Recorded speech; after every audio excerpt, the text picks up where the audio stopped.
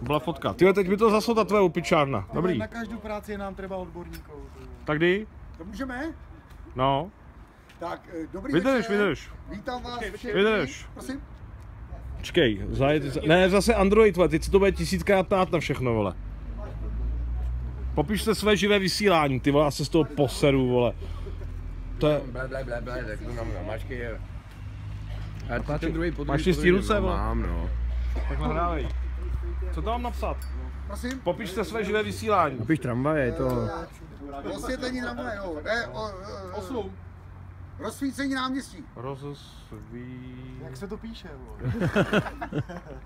Ještě ne. Musí být projev a oni to tam štelnou, to bylo.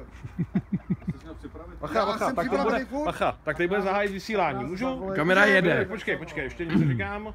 Můžem? 3, 2, 1, můžeš. Dobrý večer. Vítám vás tady v hojném počtu na slavnostním osvícení Bečkova náměstí.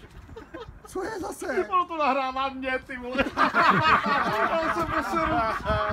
Tak si to dej ještě jednou. Protože to počítá s černou kamerou. Dej si to ještě jednou, dobrý, ještě jednou. 3, 2, 1, teď můžem? Jo. Tak. Dobrý večer.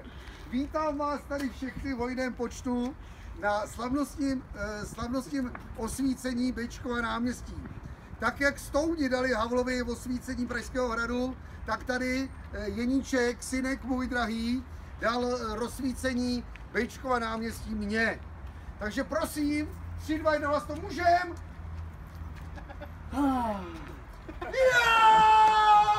Výborně,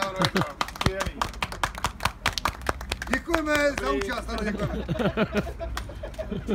Jak málo stačí ke štěstí. Bude hybna. Jo, ještě hybnu. Filmuj dál, nehybnu. Jo, tohle jede furt, jo, tohle jede.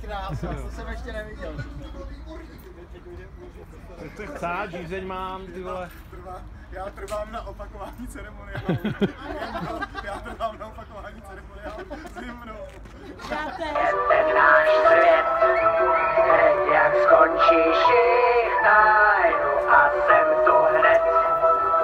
Nalejte mi šejlík, naši soudruzi, ať nás kurva život tolik nemrzí. Jsem nakonečný! Na konci světa, Bečkovo náměstí. prožij život věčný, nejlepšího nám